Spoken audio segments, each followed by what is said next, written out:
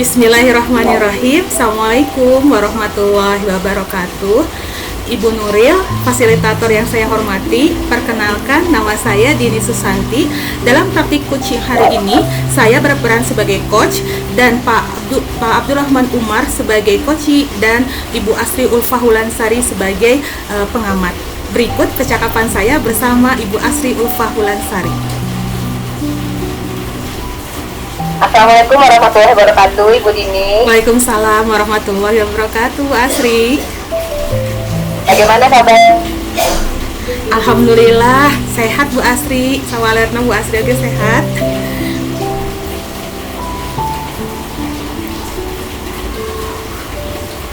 Alhamdulillah sehat Ibu. Baik, Bu Dini, pada pelaksanaan kita kali ini saya akan berperan menjadi observer dan lembar observasinya seperti yang sudah saya share. Nanti ada beberapa poin penting yang akan menjadi pedoman observasi coaching kali ini. Ada beberapa poin yang akan saya tanyakan kepada observasi.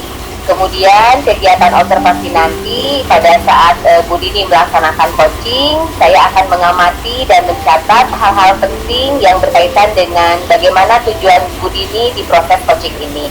Dan berikutnya, pasca percakapan, kita akan merefleksi dan mendiskusikan hal-hal yang berkaitan dengan tindak lanjut. Begitu ya Bu Dini? Mohon Bu Asri. Ya.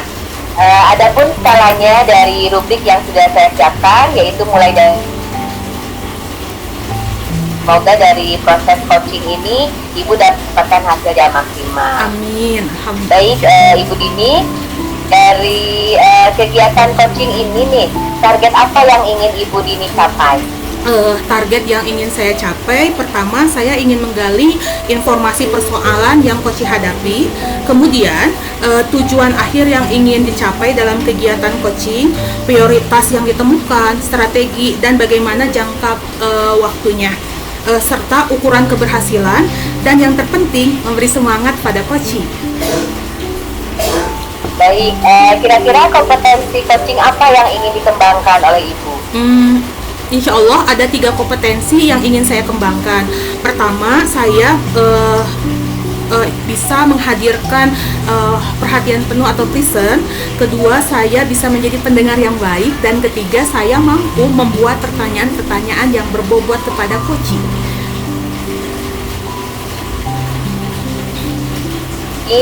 Jadi Bu Dini berharap kompetensi inti seorang coach ini seperti dapat hadir sepenuhnya, kemudian menjadi pendengar yang baik, serta mampu mengajukan pertanyaan-pertanyaan yang berbobot ya Bu ya. Semoga dapat dikembangkan sesuai dengan harapan. Amin, insya Allah. Nah, sekarang bagaimana dari kompetensi yang secara spesifik yang ingin dikembangkan oleh Ibu? Kompetensi spesifik yang ingin saya coba kembangkan adalah mengajukan pertanyaan yang berbobot seputar permasalahan yang coach hadapi, sehingga coach mampu menemukan solusi atas permasalahannya sendiri. Itu yang saya coba ikhtiarkan, Ibu.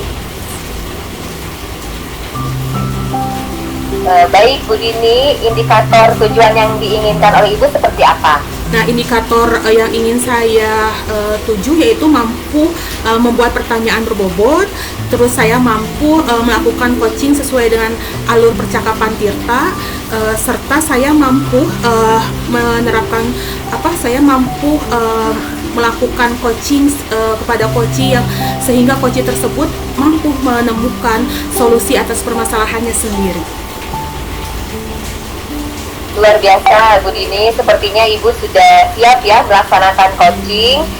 Selamat melaksanakan kegiatan coaching, semoga target yang Ibu harap.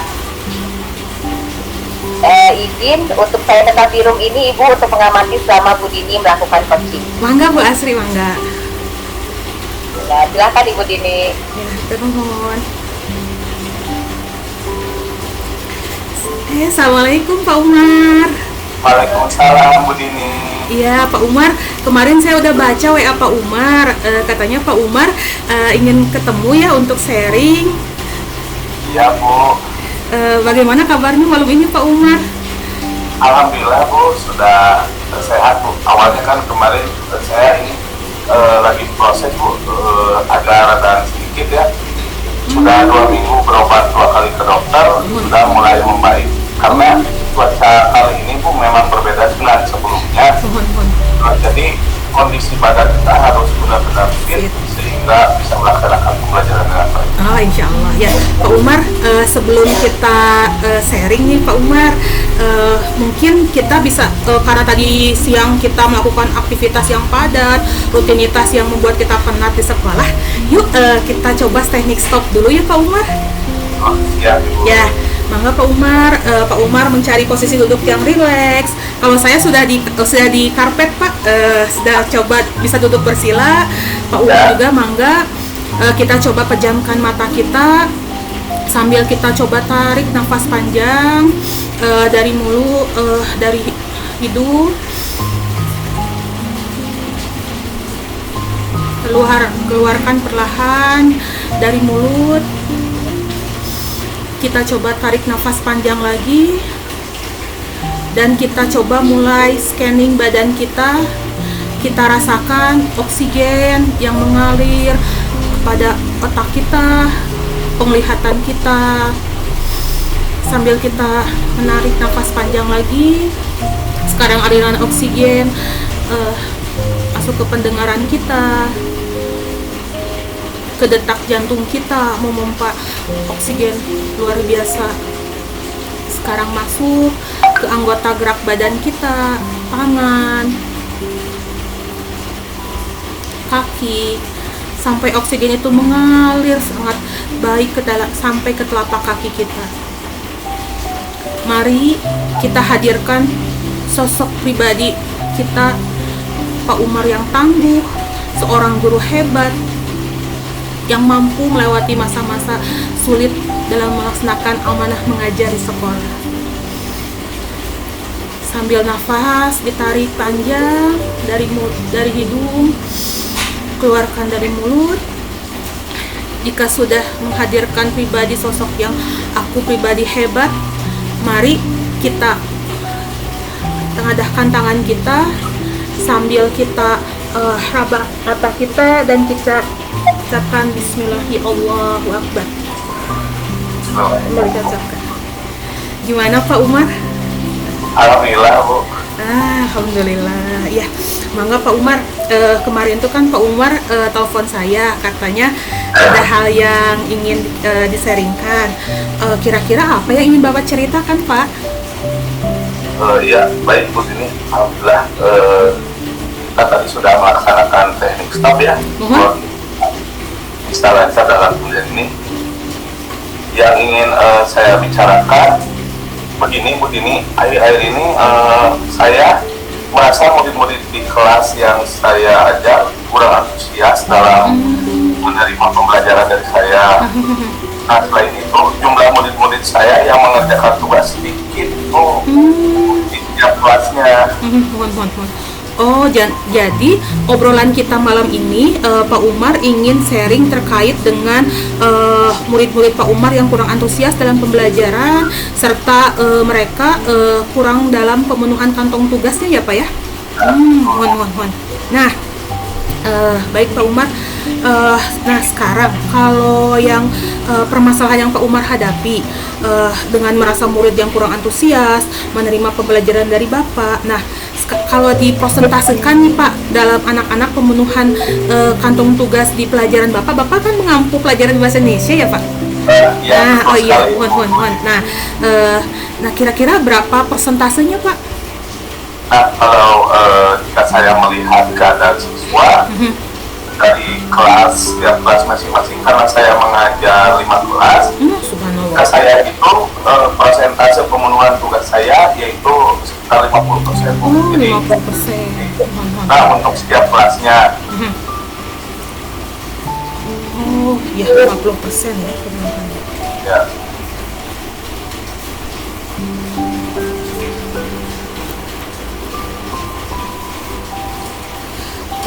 Mungkin terus terkait dengan anak-anak kurang antusias Pak. Nah, kalau saya ingat kembali ya Bu, hal-hal yang menyebabkan murid-murid saya kurang antusias adalah yang pertama ya, pembelajarannya sepertinya sedikit membosankan ya, terlalu monoton. Jadi hanya menggunakan media buku paket, kemudian hanya menggunakan papan tulis. Betul, betul. Yang terlalu dominan, misalnya saya sering terlalu banyak berbicara begitu. Jadi kurang memancing untuk awalan berbicara itu, pertanyaan pematiknya mungkin harus ditingkatkan.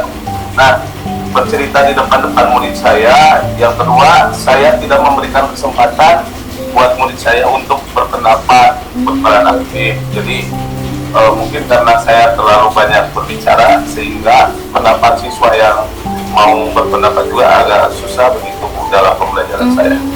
Ya. Sekarang teridentifikasi ya, berarti terkait dengan pembelajaran yang monoton. Nah, saya sependapat dengan Bapak. Lalu menurut Bapak nih, apa saja yang bisa membuat murid-murid itu asik atau tidak bosan dalam pembelajaran Bapak? Ya, menurut saya murid-murid pasti menginginkan pembelajaran yang asik ya, tidak monoton dan tidak membosankan. Nah, pembelajaran harus berpusat pada murid. Kemudian murid diminta untuk aktif dalam pembelajaran. Kemudian yang penting itu kan adanya ice breaking ya. Nah, betul. Setelah adanya ice breaking itu kita bisa buat games ya Bu ya. Kan sekarang banyak menggunakan HP, mau di Quizzes, mau di satu lagi apa ya, berbagai macam kahot. Nah, kahot bisa, itu mungkin akan lebih menarik ya bagi murid tersebut. Oke, nah maksudnya. Lalu mengenai tugas yang pemenuhannya persentasinya 50% ini nih Pak, kira-kira nih Pak, kemungkinan hambatannya itu apa Pak? Ya, kemungkinan karena tugas saya terlalu banyak ya. Misalnya kalau mata pelajaran yang lain hanya 10-15 soal, karena ini kan bahasa Indonesia yang kaitannya dengan literasi, sehingga saya juga berpikir untuk siswa tersebut, murid tersebut, supaya pemahamannya lebih luas, pemaknaannya terhadap isi bacanya lebih dalam. Jadi saya menggunakan soal 40 soal begitu seperti kemarin PTS. Mungkin terlalu banyak pertanyaan tanpa saya memberikan sumber belajar yang beragam dan mengasihkan, sehingga jika mengulung jadi akhirnya mengerjakan tugasnya agak malas. Ya Pak. Nah betul sekali Pak. Saya yakin nih dan optimis Bapak bisa menggunakan berbagai macam sumber belajar dan bisa menumbuhkan antusias dalam proses pembelajaran anak-anak. Nah jadi Pak, sekarang nih rencana Bapak untuk menyelesaikan permasalahan dalam pembelajaran bahasa Indonesia tuh langkahnya seperti apa Pak Umar? Ya, saya berpikir banyak ya Bu ya. Setelah itu langkah-langkah yang saya akan lakukan, yang pertama menggunakan buku teks yang ada di perpustakaan ya, tentunya kita memanfaatkan fasilitas yang ada di sekolah. Kemudian memanfaatkan juga kan sekarang zaman YouTuber Bu ya. Di YouTube kan banyak pembelajaran-pembelajaran yang menarik mengenai apalagi bahasa Indonesia, itu kan banyak. Nah, bisa mengandalkan YouTube, kemudian artikel di blog yang menarik, atau tulisan ilmiah di internet, dan bisa juga menggunakan aplikasi yang keren ya Bu, seperti TikTok. Gitu kan. Persepsinya tidak hanya digunakan untuk menggunakan gerakan atau apa, bisa juga untuk pembelajaran. Iya, betul. Wah, Masya Allah, luar biasa rencana yang Pak Umar rancang ini luar biasa spektakuler. Semoga berhasil ya Pak ya. Nah, mohon Insya Allah. Nah, apa Pak komitmen Bapak terhadap rencana Bapak ini selanjutnya Pak? Kalau boleh saya tahu? Ya, saya berkomitmen untuk selalu membuat rencana pembelajaran yang mengasihkan di dalam kelas. Subhanallah. Menggunakan banyak sumber belajar untuk mengeksplor ya, terutama kepada murid-murid saya dapat menjalankan sekarang merdeka belajar ya. Walaupun sekolah saya itu menggunakan kurikulum merdeka belajar berbagi. Kan mandiri belajar. Oh, mandiri belajar. Ya, jadi masih menggunakan K13, tapi di dalamnya sudah terdapat unsur-unsur kurikulum merdeka. Seperti kemarin menggunakan proyek penguatan profil pelajar Pancasila. T5. Saya melakukan tes percobaan itu dibantu oleh guru IPA, karena kan percobaan ini biasanya berkaitan dengan ilmu-ilmu pengetahuan alam. Betul. Saya mencobakan praktik dengan guru IPA bagaimana supaya meneliti ikan yang ada jenisnya di toko ikan itu tanpa menggunakan udara, ikan mana yang paling bertahan hidup itu. Nah, kemarin kita terlihat oleh anak-anak bahwa ternyata ikan cupang, ikan lele, dan ikan sapu itu paling kuat gitu. Betul. Ikan emas, ikan cepat, ikan patin, kemudian ikan mujair. Ternyata Pak, mereka hanya bertahan 1 hari, sisanya mati begitu, karena tidak ada udara di dalam api tersebut. Wah, luar biasa ya, luar biasa. Saya sangat mendukung nih rencana aksi Pak Umar. Nah, kira-kira proyek selanjutnya itu akan berjalan kapan, Pak? Ya, nah mudah-mudahan 2 pekan lagi ya Bu ya. Mohon. Saya akan menjalankan proyek tersebut. Untuk minggu depan itu mungkin sudah masuk ke dalam teks cerpen ya, kalau di bahasa Indonesia kelas 9.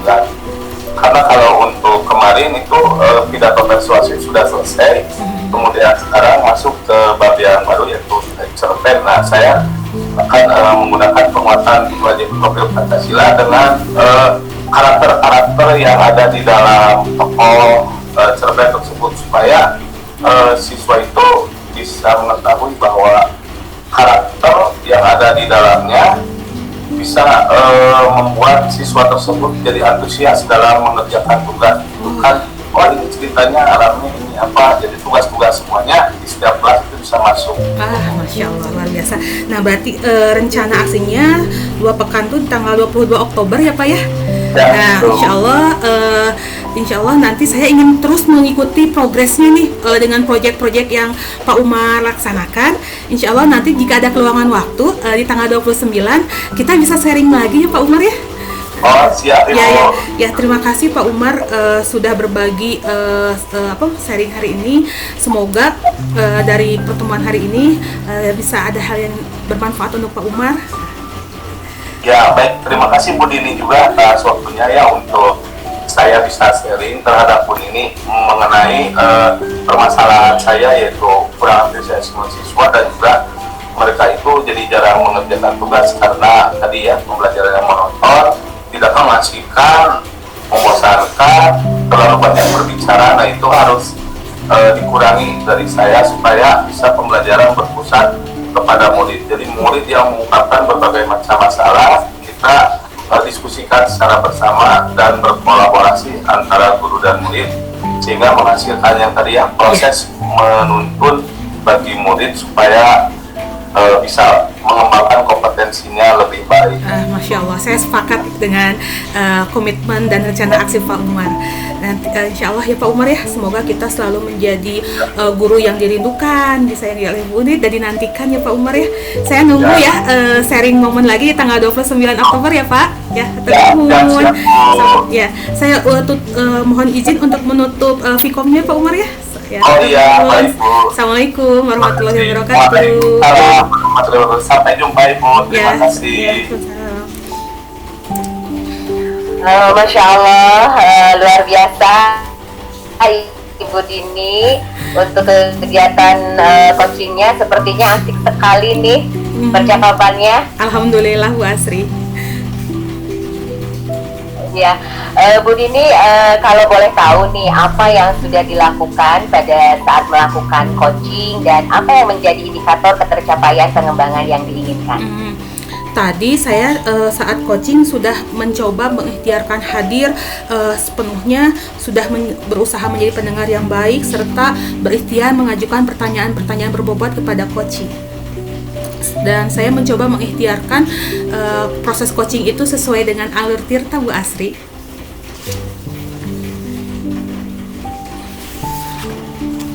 Oke, baik Bu Dini, berdasarkan catatan saya tadi, sebagai coach, Bu Dini sudah sesuai dengan kompetensi inti sebagai coach, yaitu sudah mampu hadir sepenuhnya untuk coaching, kemudian sudah dapat mendengarkan yang baik gitu ya, menjadi pendengar aktif, pertanyaan yang berbobot.